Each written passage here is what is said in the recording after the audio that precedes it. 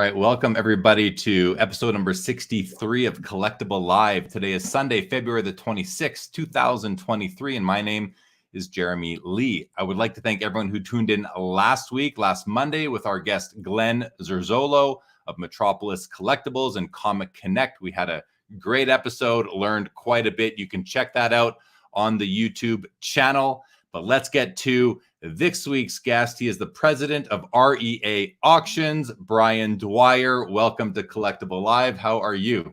I'm doing well. Thanks, Jeremy. Thanks for having me. It's good to have you, Bryan. And it's good to have you back. You came on my Sports Cards Live show about a year and a half ago, and I had to look back to see exactly when it was. And boy, does time ever fly. How have you been since then? I've been good. I've been busy. I got a growing family, a growing business, but I remember that appearance well. I had two T206 Honus Wagners with me, so one of the more fun appearances that I've done. I appreciate that. It was a lot of fun for me too. Anytime you see your guests hold up two Honus Wagner T206 cards, you know that you're doing something right when it comes to sports card and memorabilia content. Well, let's jump in, and I want to start off with this right now. Here we are, February 2023.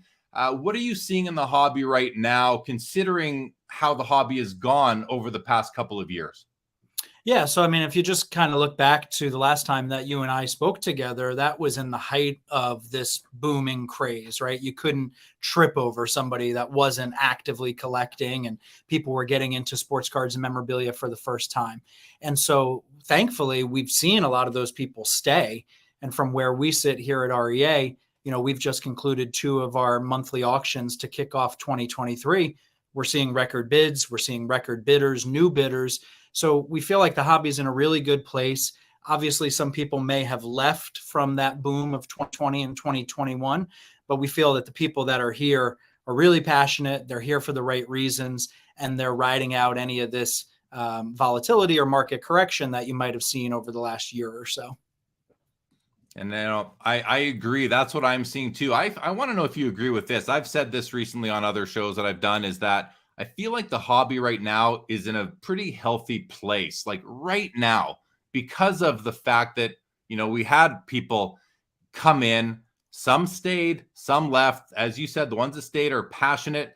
But do you feel, does your gut tell you that we're in a good place right now in the hobby? Maybe we're set up for success as we move forward? Absolutely. I agree with that wholeheartedly. I mean, I'm a young guy, but I've kind of seen this movie before to a certain extent. So, I've been in the hobby as a full-time professional since 2007. And so we've seen during that period economic uncertainty and political uncertainty and global, events that people have thought were going to affect prices and affect our hobby, because this material is not essential to life, so to speak. But we've written it all out, and we've seen the hobby come away from all that stronger. And I agree with you, based on what we're seeing here, based on the prices that we're seeing, based on the conversations we're having with clients, and based on, again, that engagement. We're seeing record number of bids, record number of bidders, record number of new registrations. And for us, that all points to a very healthy hobby that maybe has got a couple blips on the radar, but long-term is set up for success, in my opinion.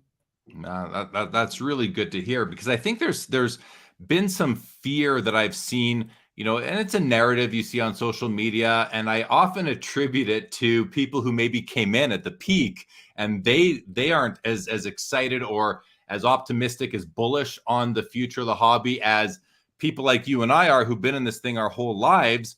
I say I've always been bullish on the hobby, and I think I always will be, because I just love it so much, and I can't understand how anybody could not be a part of our hobby. It's such a fun place to be, and such a fun thing to focus on and spend our money on and enjoy. So the negative, or some of the negative narrative I've seen, or the pessimism, I believe would come from people who maybe they're not zoomed out. They're taking a more narrow view of, or it's their experience as well. They maybe they bought all their cards in 2021, all their items, and now they're seeing the values have come down. But I think in addition to people like that, a lot of those people stayed in the hobby. And that's, I think, the biggest reason why I feel like we are in such a good spot, and cards have come back down to earth in a lot of cases, are more affordable. I think all these things do contribute to setting us up for that and us being the greater hobby for success as we move forward. Make sense? Yeah, no, definitely makes sense. And I mean, you touched on it. It comes down to perspective, right? If this is the first time that you've seen your portfolio of cards decrease in value, if this is the first time that you've seen that low population card now have a couple more examples graded, you don't know how to react. And so it's natural to feel fearful or to think that the sky is falling. But in reality, if you're in this hobby long term, we've seen this before. We've seen that the hobby can ride it out, and the people that are here, we're hopeful are passionate and willing to go along for that ride. Yeah, I couldn't agree with you more. So want to let everybody know, if you've just joined, welcome to Collectible Live. Bryan Dwyer from REA Auctions is our guest. We're going to continue with a discussion about the hobby together, and then we're going to move and we're going to look at the assets on the Collectable BWIC platform that are going live tonight. This will be the second round of the bids wanted in competition on Collectable.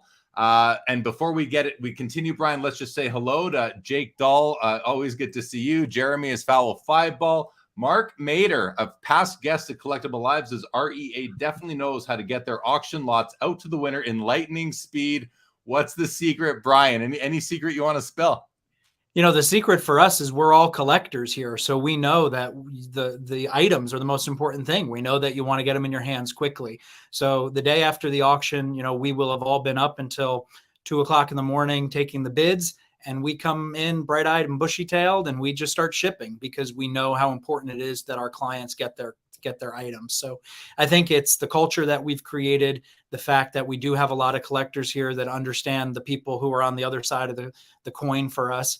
And it just really comes down to hard work. We're all very proud of the product that we have and the brand that we've created, and we want to keep that going.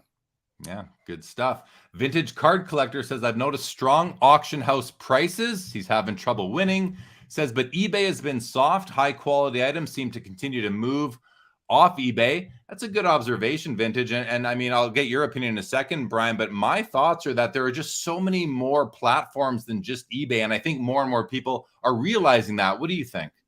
Yeah, so I mean, eBay is obviously the largest seller of trading cards in our hobby, so it's hard to argue with what they've built. But what we always sell to our clients and what we attribute to some of the success that we have with these prices realized is the fact that we have a very organized, cohesive, captive group of items that we can put out to this captive audience. People know when we're having auctions, they know they're going to be well organized, they know they're going to have quality material in them.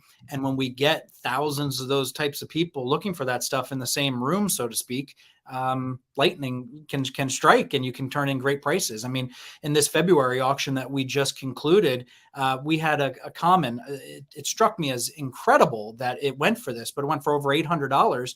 And to Vintage Card Collector's point, the previous week it had sold on eBay in the same grade, not that same card, for $350. So, here it's 250% of the most recent comp. And I think it just comes down to organization and order and captive audience with these auction houses. My next question was going to be, let's talk about how trading card collecting is evolving. What are some of your perspectives there, Bryan? But I want to kick it off with a more specific sort of topic, being comps, because you just mentioned that a card sold for $300 or so. I think you said then you sold it for $800. I've noticed the same thing happening. It could be a card on eBay sells for one price one week, the next week it sells for another price. Same card, it doesn't even matter how rare it is.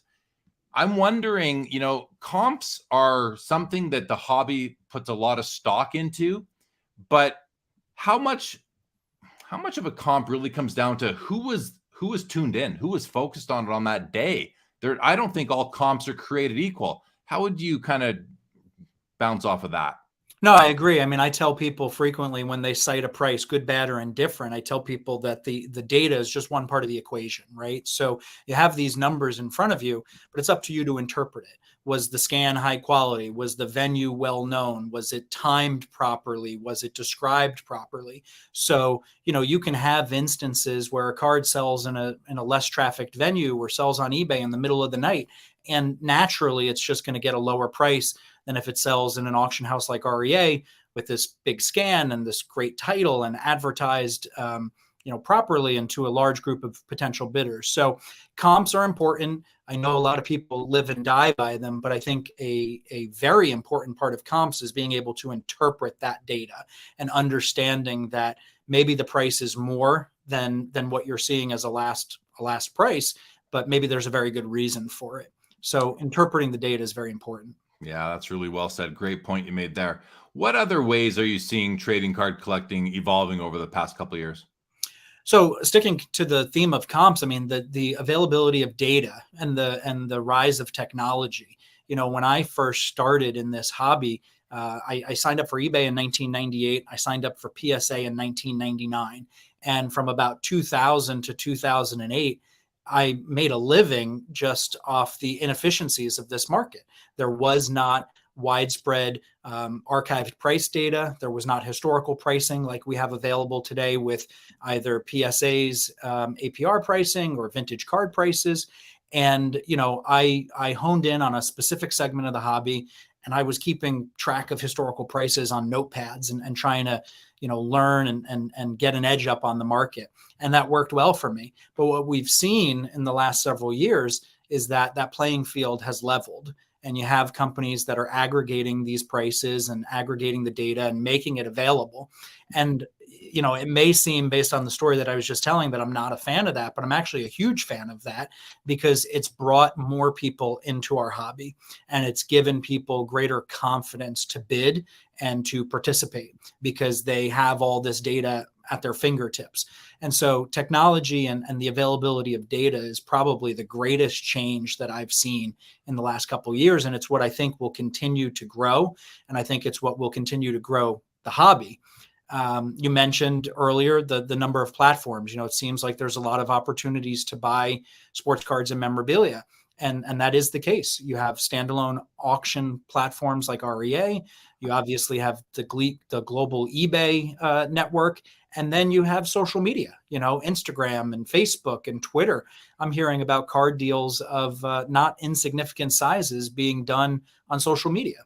So that's exciting too, because it's branching out our reach and, worldwide audience. And that's very exciting. And that's something that I think will continue to grow as well. Do you feel that we have too many platforms, too many auction houses?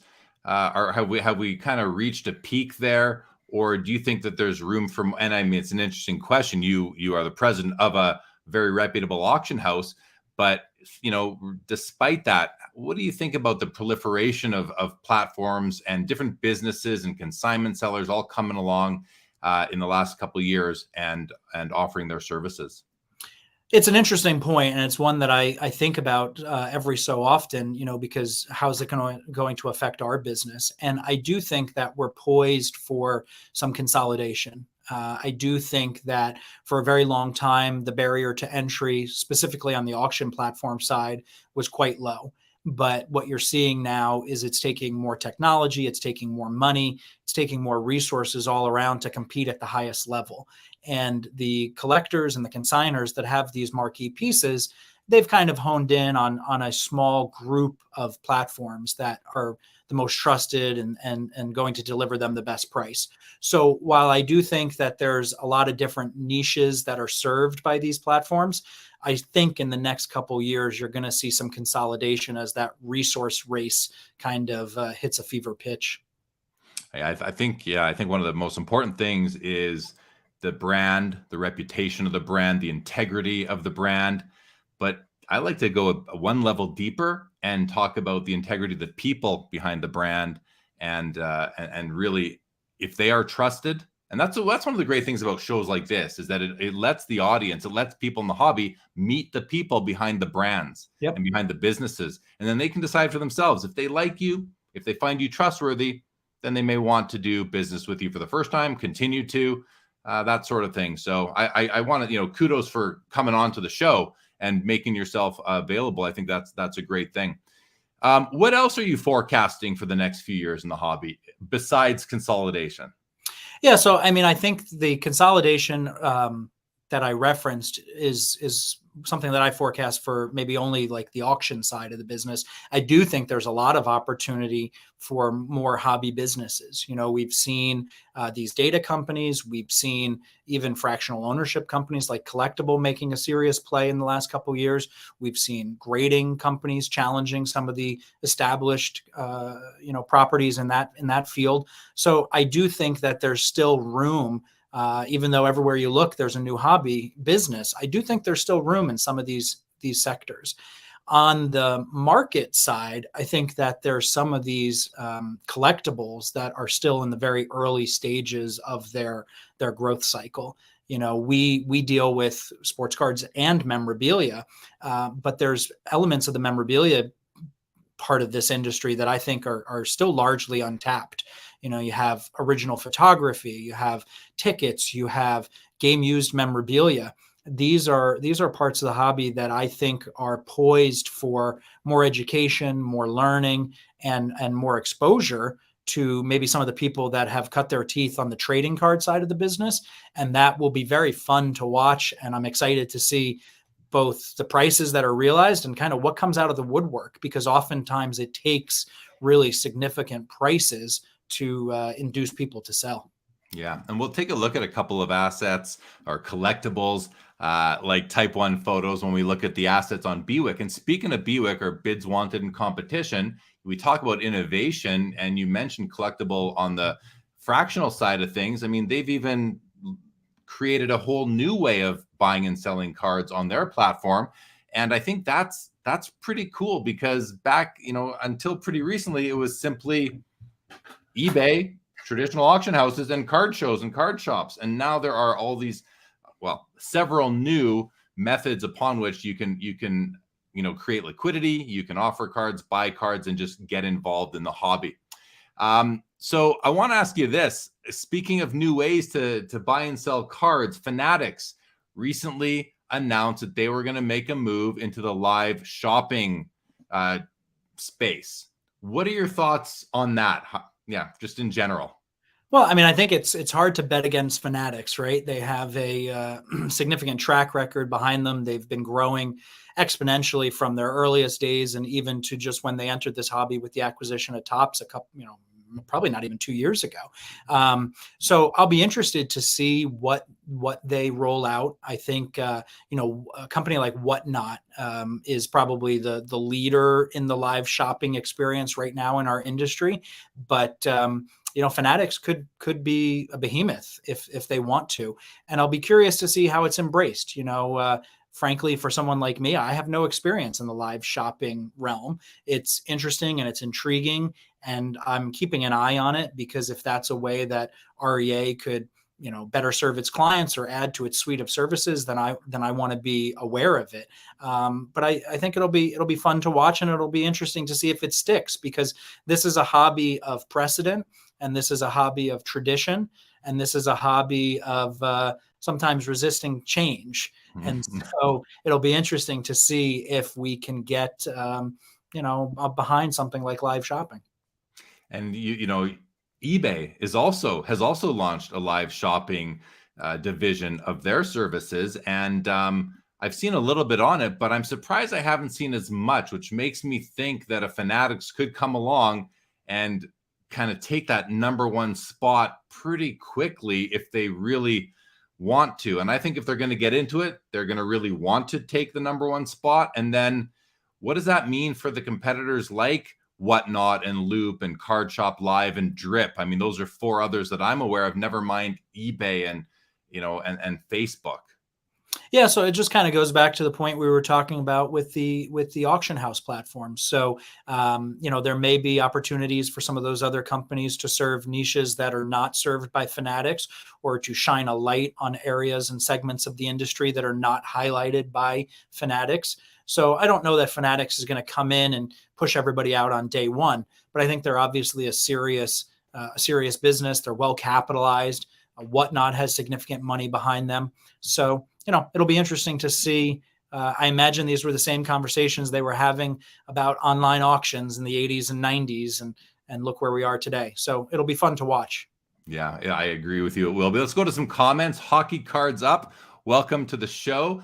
Lindsay Whited says, what do you think? Kind of off topic, but that's okay. Lindsay says, what do you think of 1996 metal hockey set and inserts, including superpowers? They predate PMGs and look pretty amazing. Well, I brought this comment on, number one, because Lindsay put it in there, but also because I originally picked up like 6 of those exact cards at the Burbank Card Show, Lindsay. So what do I think of them?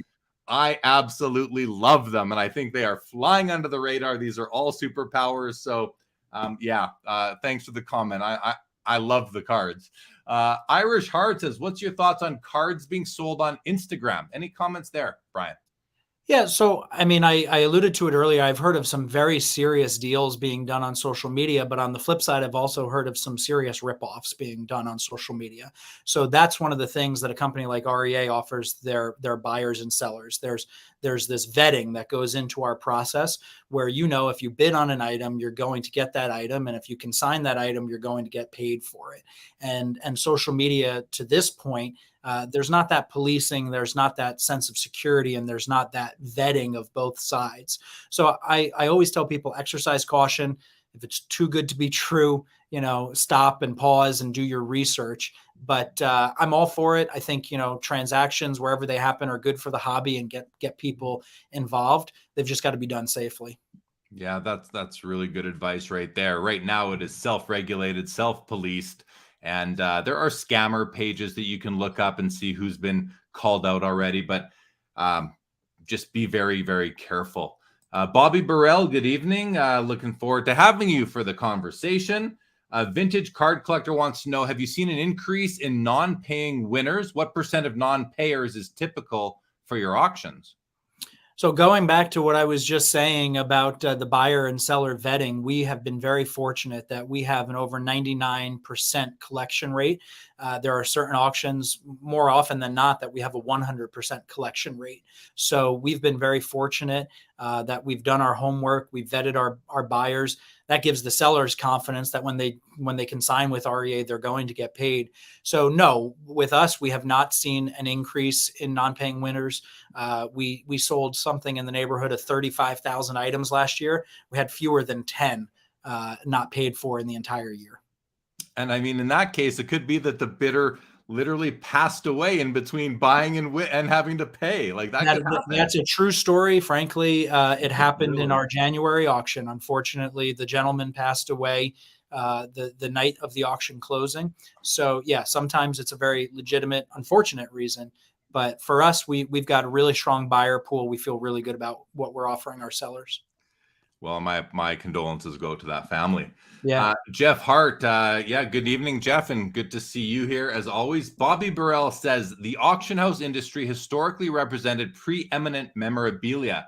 Do you find the more recent influx of high-end sports cards going forward in dominance? Yeah, so auction houses historically have been used to highlight these items that are tough to price or tough to sell.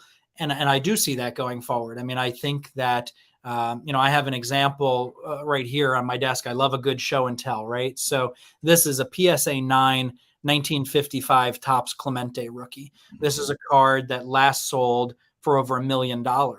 This is a card that you can't really sell on Instagram. You might feel nervous about putting out yourself on eBay. So you come to an auction house and you let them put it in their catalog and present it to their high net worth clients and do a really good job of exposure, getting you with the exposure and the publicity and getting the price. And so I do see that continuing because for a lot of people, they don't know how to market a card. And when they bought it, they bought it from an auction house most likely. So auction houses have a very real and very important role. And I do see that continuing.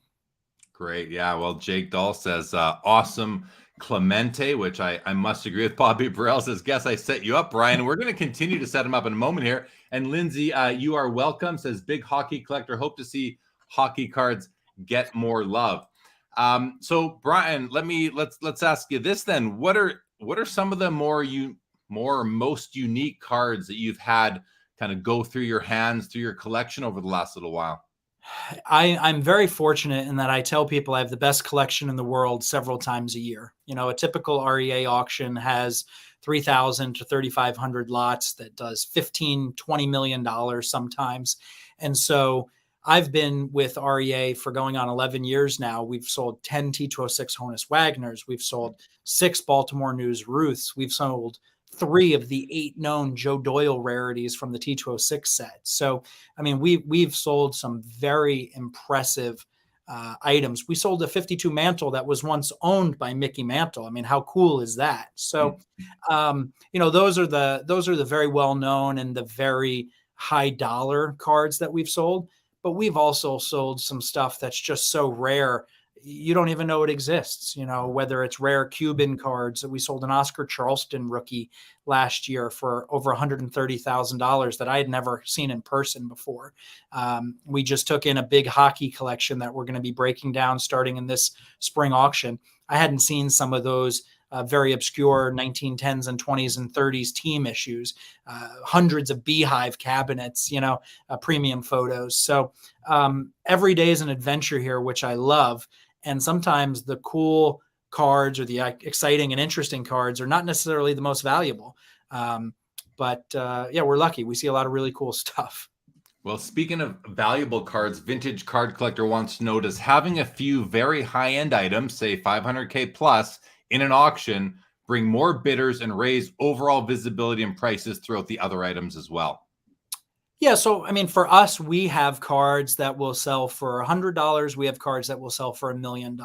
In my opinion, what having these high-end cards does for an auction house like REA and others is bring in a clientele that has the ability to purchase absolutely anything in the auction. So if you come to the auction intent on winning that Clemente card, but you're the underbidder because there can only be one winner, you theoretically have $900,000 or $1 million in your pocket that you can spend in that auction. And so for us, we like having these really high-end items. We like bringing in a high net worth crowd that can come in and can sprinkle their bids all around the auction. And we've seen that really work out well. We've seen people come in to bid on Wagners and stay to build T206 sets and win $50 commons from us. But you always get excited when you have a big $500,000 or $1 million, or in the case of the Wagner that we sold when you and I last spoke, $6.6 million card. Well, I know whenever I'm shopping on any particular auction platform, if there's one item that I really want, I am prone to maybe adding a couple more to the basket because it just seems convenient. You maybe save a bit on shipping and you're already sending them some money. So why not just send a little bit more? And I'm not saying I recommend that, but we do. Yeah, you do for sure. But it's just how I've operated in the past. So what's up, Baz? Good to see you. Bobby Burrell says, who doesn't want to wake up to a treasure hunt? Exactly. Jake Dahl says, has REA ever sold a Babe Ruth or Ty Cobb game-used jersey? We have not sold a Babe Ruth or a Ty Cobb game-used jersey. No, we have sold a number of Babe Ruth bats. We've sold a number of Ty Cobb autographs, including we've got some great Ty Cobb signed letters and single sign ball coming up in our spring auction. But Babe Ruth bats about as close to a jersey as we've come. Very cool. Anything else you'd like to chat about? Anything else on your mind, hobby-wise, auction-wise, before we do dive in? And we've got 30 assets in the collectible bids wanted in competition offering this month. And I mean, Bryan, there's some phenomenal pieces in here, stuff that I'm sure you're very aware of and have knowledge on. I can't wait to get your opinions on some of these things. But before we do that, anything else that you'd like to touch on? Well, I don't want to leave my other show and tell pieces on the cutting room floor. So I'll flash a couple for them, for you and for your viewers. So these are all spring auction highlights. We have a 1932 U.S. Caramel Babe Ruth graded an 8. The highest grade I've seen in a very long time, a 7, nearly sold for $100,000 recently.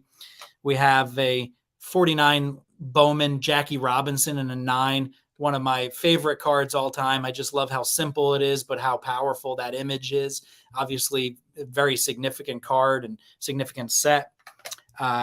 Going back to the Clemente, we have the 2 key rookies in 9 from this set. So Koufax in a 9 and Clemente in a 9. Those will both be in the spring auction. And then the last piece, I was talking about items and segments of the hobby that I think might be poised for some growth.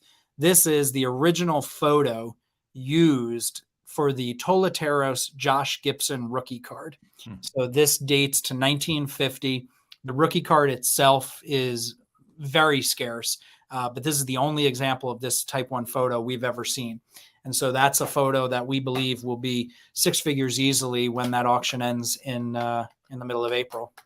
Oh, that's awesome. And for anybody who's if you're watching and you have never received the REA auction catalog, I have to tell you, to me, it's the best catalog going. I absolutely love receiving it when I do. Several, whatever it is, 3 or 4 or 5 times a year, Bryan.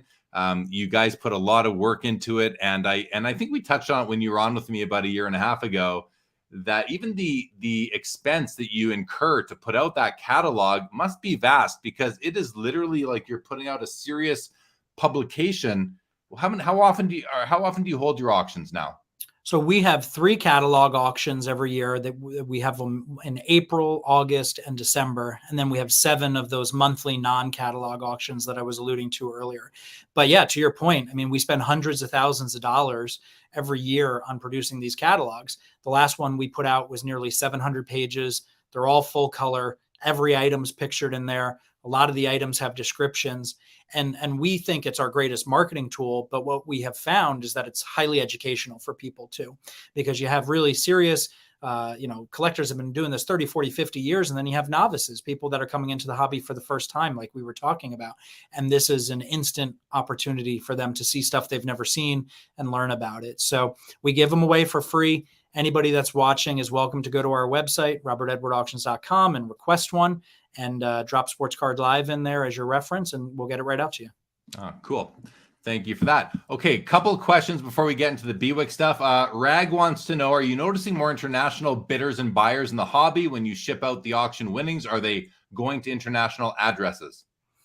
Yeah, so last year we had winning bidders in over 20 countries. So that's pretty significant.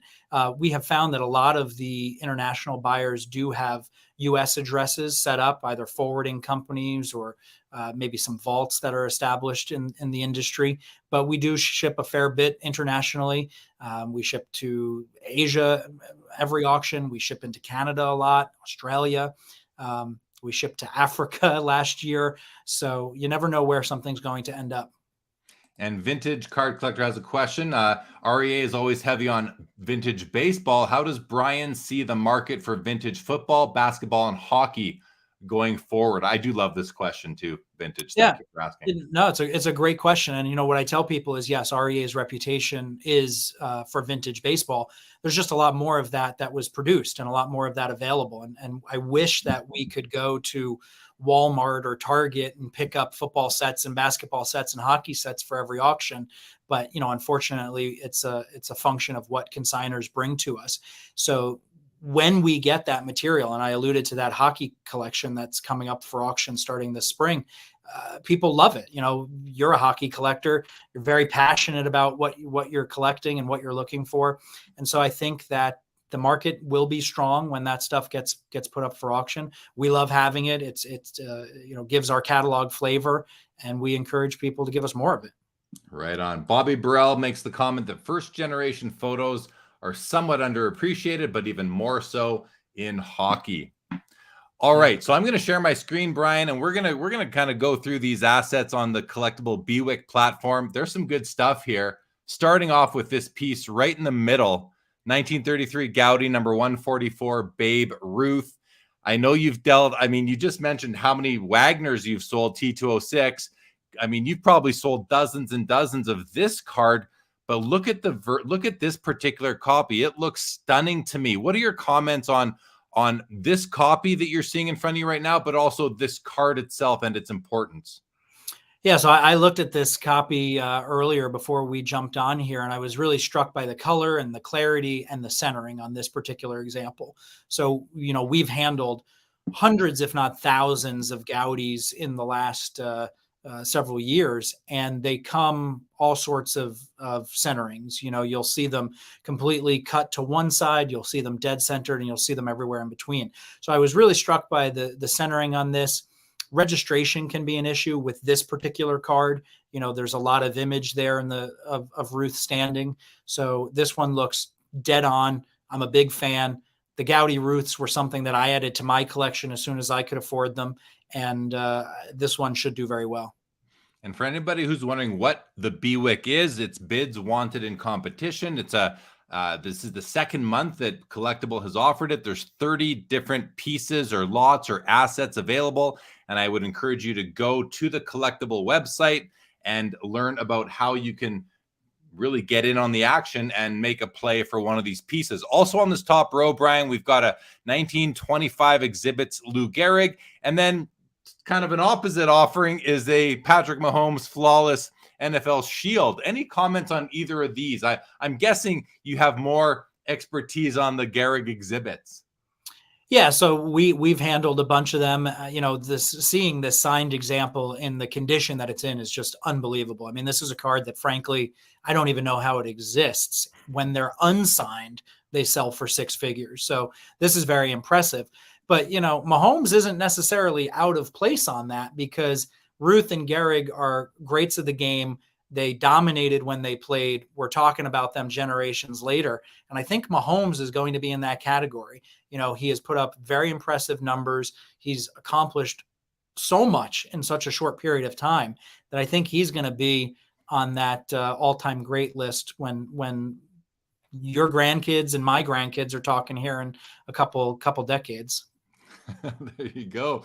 It's always fun to think forward like that. Hello, Collector's Dream says REA is awesome. Best vintage auctions. Been using for years. Got a 52 Minoso in a recent auction. Very nice, Collector's Dream. Let's go on to this row. So another Mahomes, a Jason Tatum, who's seems to be having a great start to his career, a great season. And then we have a wine offering.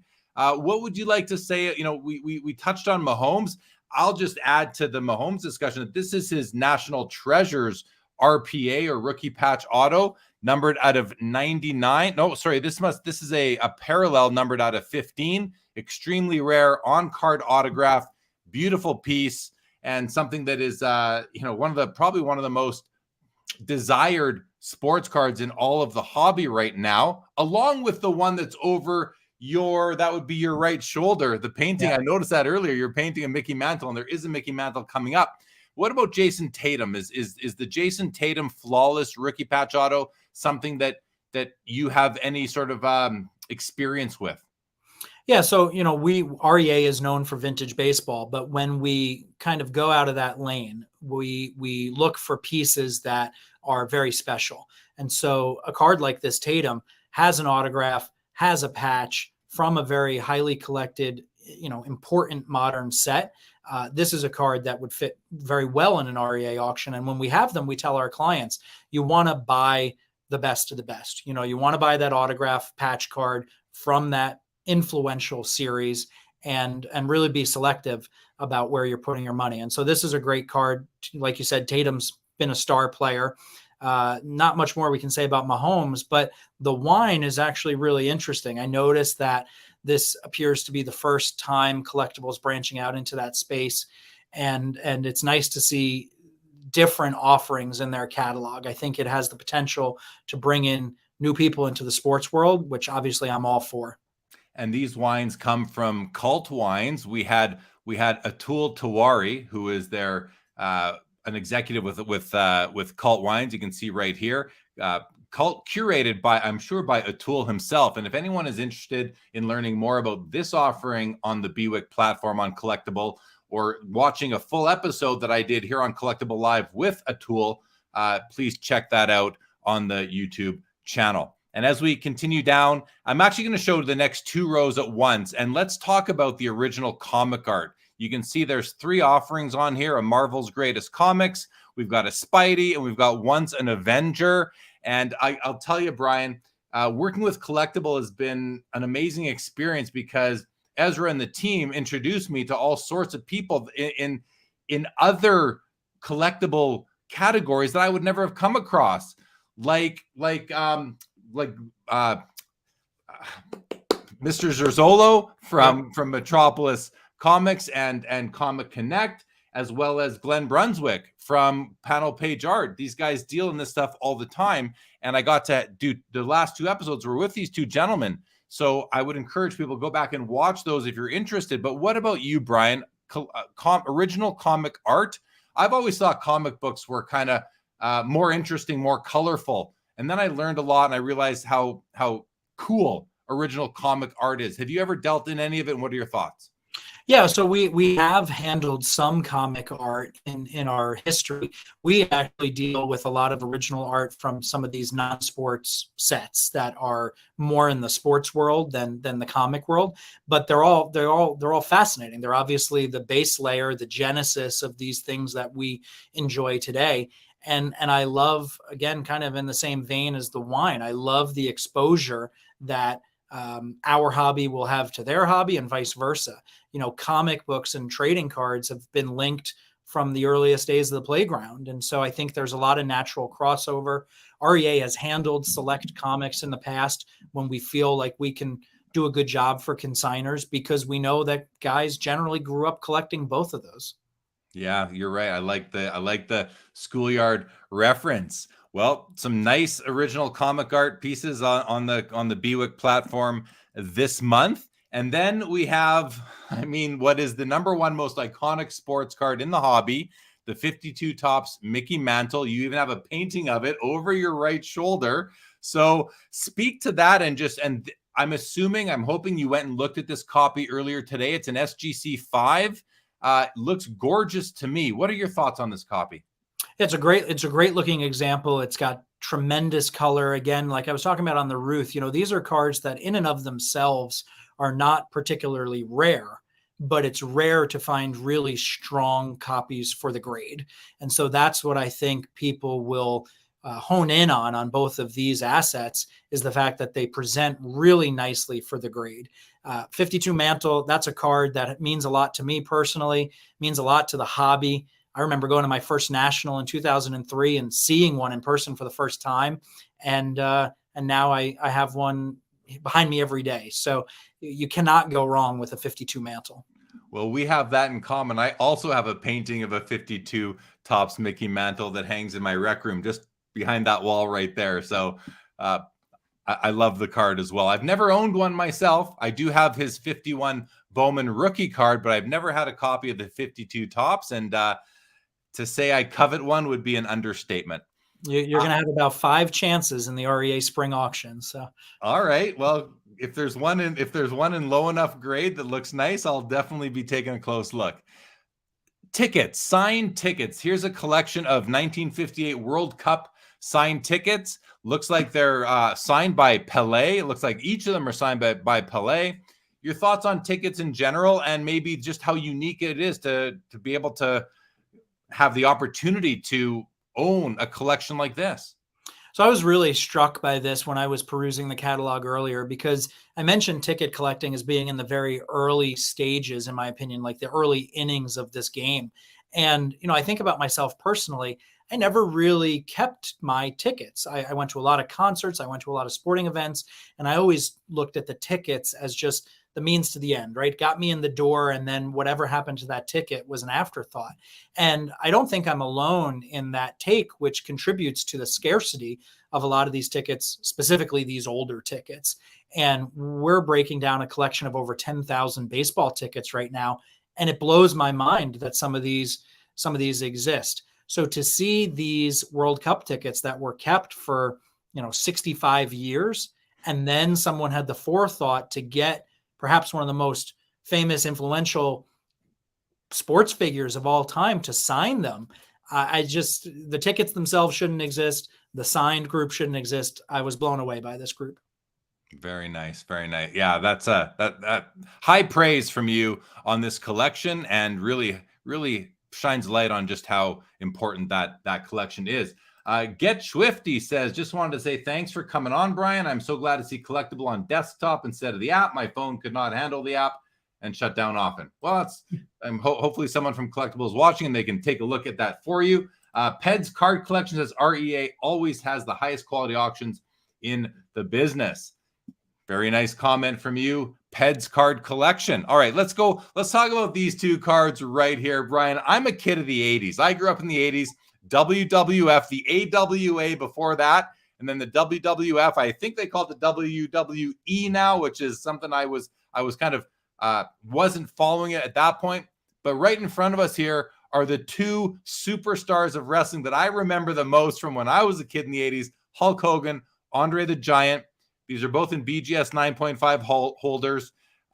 These cards, too, I feel, Bryan, like could have gone to the National in the mid-2000s, 2003, 4, 5, 6, and found this whole set wrapped in cellophane for $50. That is no longer the case. Am I wrong? Am I remembering that incorrectly? Talk a bit about how these two cards have gone from maybe, something that you would just overlook to being major pieces in the hobby.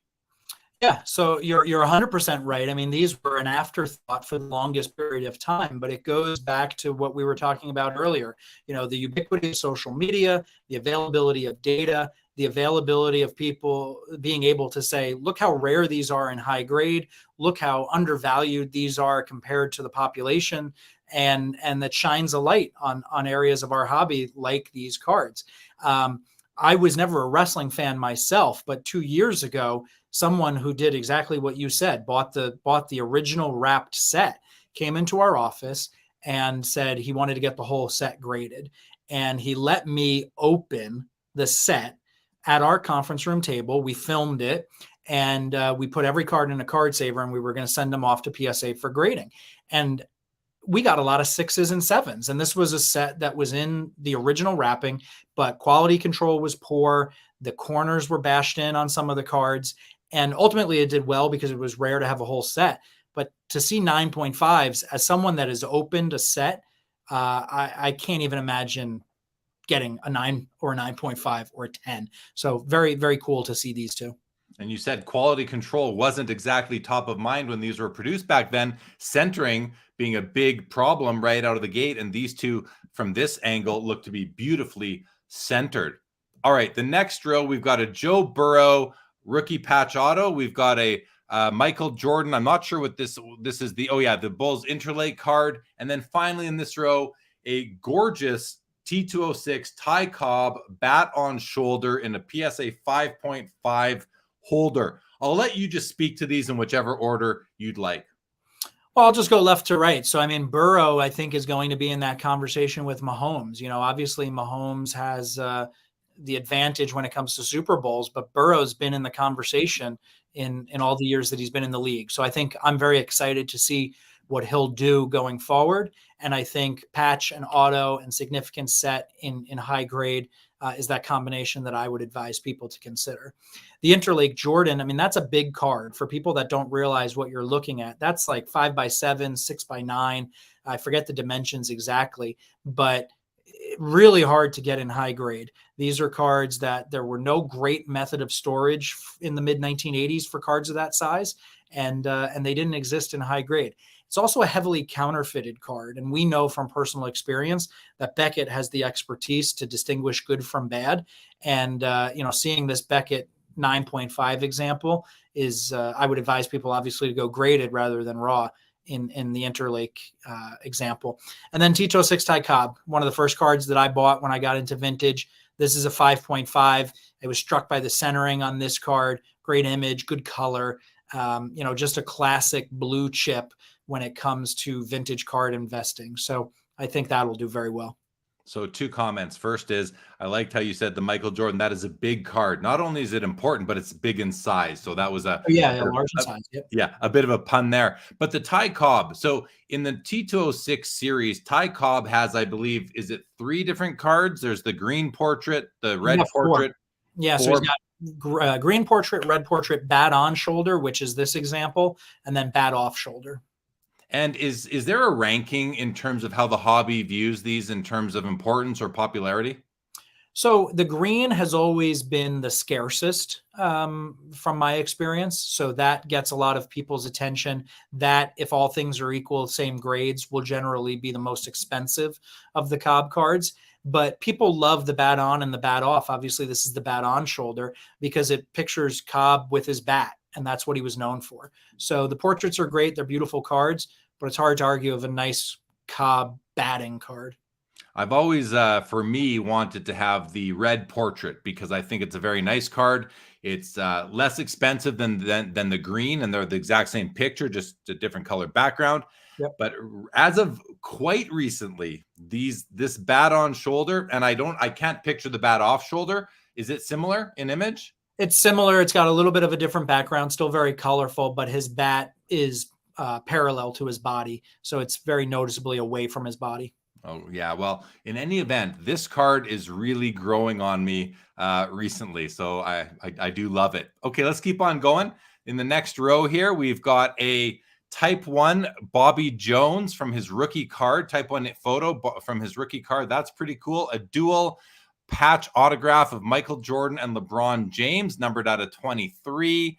And finally, a 2007 exquisite Michael Jordan quad patch autograph. Looks like all three autographs we see are on card on this row. I'm going to turn it back over to you, Bryan. Speak to these wonderful pieces. Yeah, so Bobby Burrell brought up a great point that, original photography is undervalued in hockey. I would argue even more so in golf. The baseball photographs have dominated the prices realized. We've seen great prices realized in basketball for Jordan images, and we've sold the George Mikan rookie image, which is an iconic basketball card. Football's gotten some respect with Jim Brown's original rookie photo, which I believe is trading on Collectable also. But if this were Babe Ruth, we'd be talking about a collectible that was worth hundreds of thousands of dollars from his rookie year.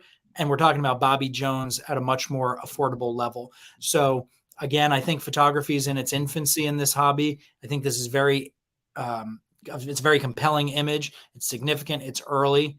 I'm excited to see what this would do. The two basketball cards, again, two greats of the game, high grade, good combination, on-card autos preferred to some of the sticker autos that we're seeing today. So hard to go wrong with either of those.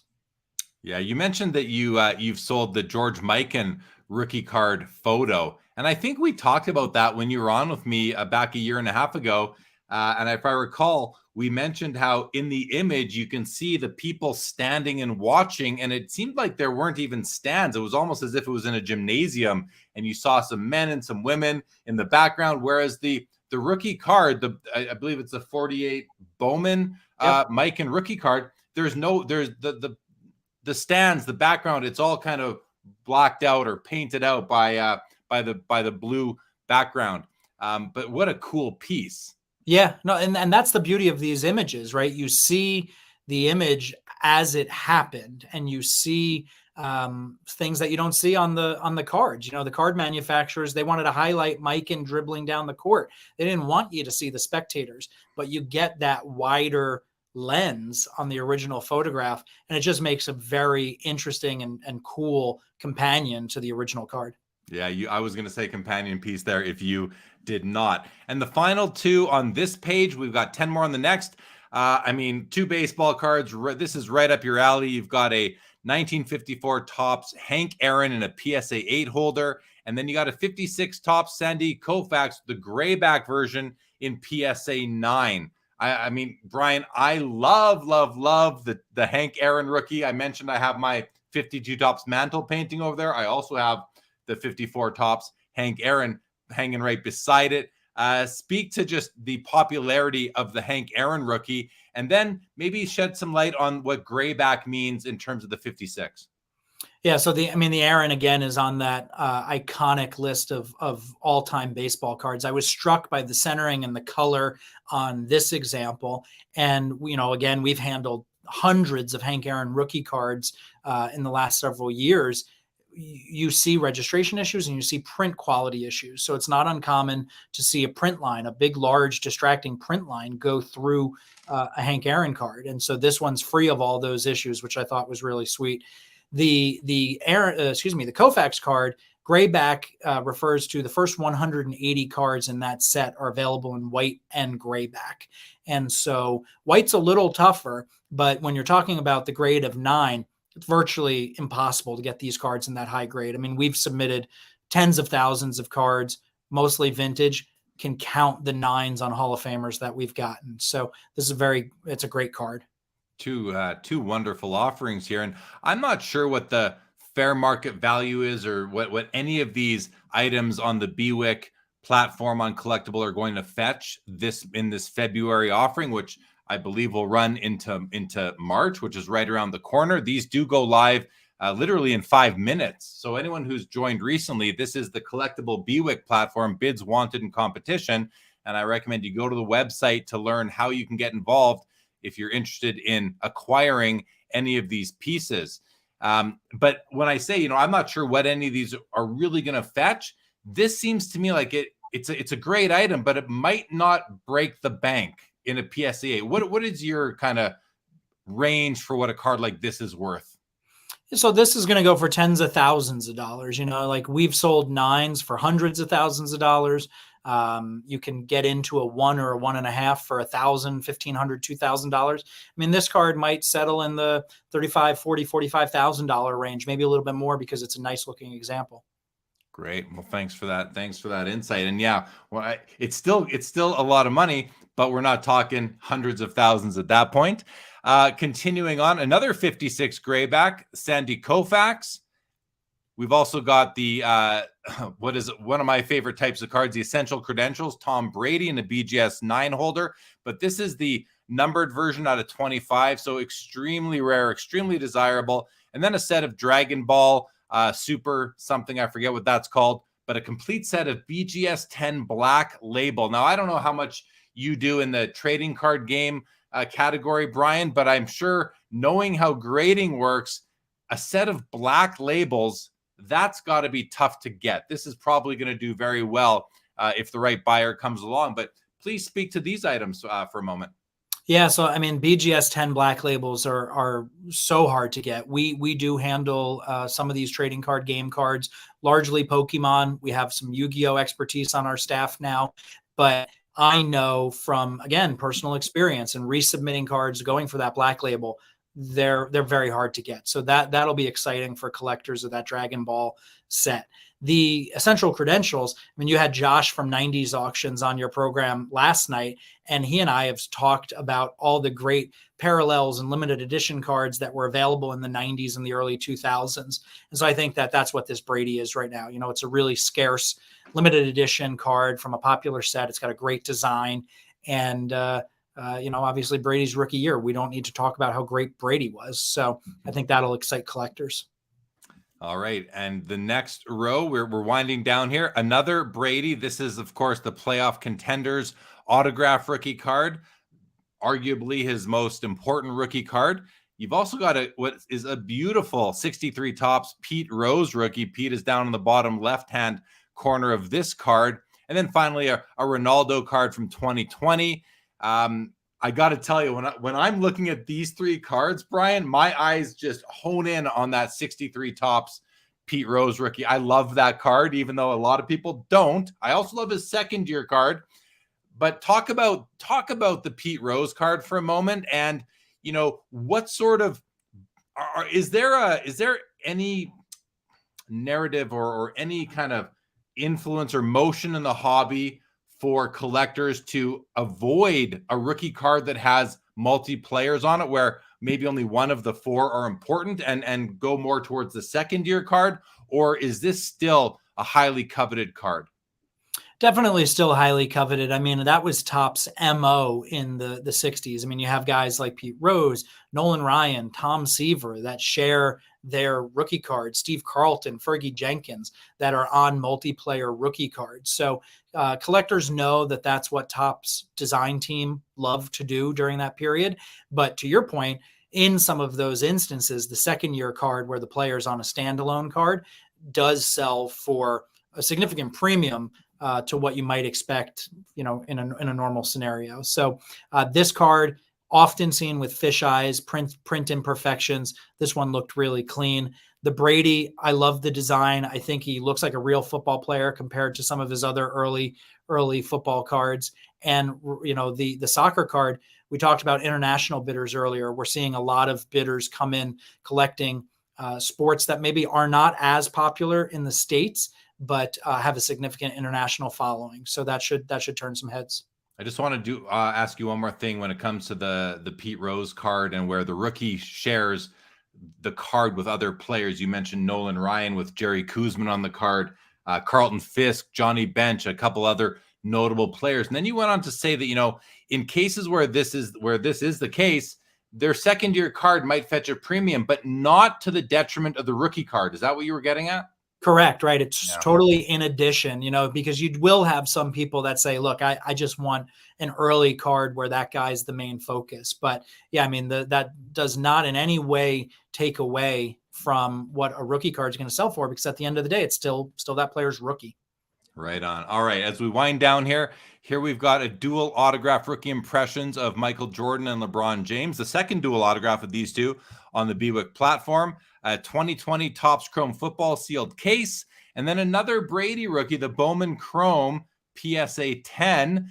I do love this card, and actually this card, Bryan, I remember not buying this card for $1,500 every day, probably 6 or 7 years ago, and now it's worth much more than that. I think we've kind of covered off LeBron and Michael Jordan already. But thoughts on either an unopened case and your feelings when it comes to unopened product, and even if you want to say anything about the Bowman Chrome Tom Brady. Yeah, so I mean, I remember when the Bowman Chrome Tom Brady was priced like you alluded to. I actually own this card in my collection. I got into it for a little bit more than $1,500, but luckily less than where it sits today. I think it's a great card. I liked the design. The unopened is really compelling. I mean, I think that's a segment of our hobby that has grown considerably. I think, specialize in it here at REA. We have a number of people on staff that collect it and have great relationships in that hobby. I think we are going to have over 500 unopened lots in our spring auction. So there's two schools of thought. You can buy and hold in case somebody like a Patrick Mahomes or a LeBron James or a Mike Trout becomes the next greatest thing, or you can go treasure hunting. And so it appeals to multiple different types of collectors. And I think that's really a neat thing about the unopened market. Very nice. And then the last item is a Patrick Mahomes Panini Absolute Kaboom, a Kaboom. It's simply known as the Kaboom, a gold Kaboom, which I believe is out of 10. This is in a PSA 9 holder. Let's take this angle when it comes, because we've talked about, how great Mahomes is and will likely go down as an all-time great. But let's talk about how a company like Panini had innovated back in 2013 when the first Kaboom came out. They came out with this design. It's got a lot of sort of a comic book art type of feel to it. People really gravitated towards the Kaboom cards. They keep on putting out Kaboom cards every year. What are your thoughts on Kabooms in general? Do you think that at a certain point in time, a company like Panini should just stop and come out with something new so as not to oversaturate the market? I mean, I think the collector demand is there. I mean, I'm not personally a modern collector, but the Kabooms catch my eye, and going back to the comic books, I think of Batman, boom, pow, when I see these Kabooms. And I think it's a great design. And I think if the collectors love it, I mean, look at Topps and Topps Heritage. They're riding that train for decades. So I think collectors will ultimately tell these manufacturers what's working and what's not. And I think the Kabooms probably have some staying power. I think you're probably right. You call out Topps Heritage. I always wish that we could get Topps Heritage back in hockey, because I would definitely collect that set every year. I don't really collect any set right now, but I loved when Topps Heritage hockey was out from 2000 to 2002. We had 3 wonderful years of that back then. Well, hey, I want to say thanks a lot for speaking to all the assets on the BWIC platform on Collectable. And thanks for joining. This was a lot of fun, Bryan, full of knowledge as always. This is the second time that you've been on a live stream with me. We'll have to do it again. Hopefully we won't wait a year and a half until we do it for our third time. Yeah, no, absolutely. Love chatting about the hobby. Appreciate what you do, and looking forward to coming back soon. All right. Well, thanks everybody for tuning in. You can follow Bryan's REA Auctions on Instagram at Robert Edward Auctions. You'll see it on the ticker in one moment. Here it comes. Also on Twitter at REA Online. Make sure you are following both of those. You can follow me on Instagram, jlee_sportscards live, and on Twitter at sportscardsliv1. And if you are not yet subscribed to this YouTube channel, please take a moment and do so. Hit that notification bell so you know when we go live, as we do always. Thank you very much, Mitch. Good to see you. Know that you're there. Thank you for joining. And thank you, everyone else. Bryan, hang tight one moment. This episode,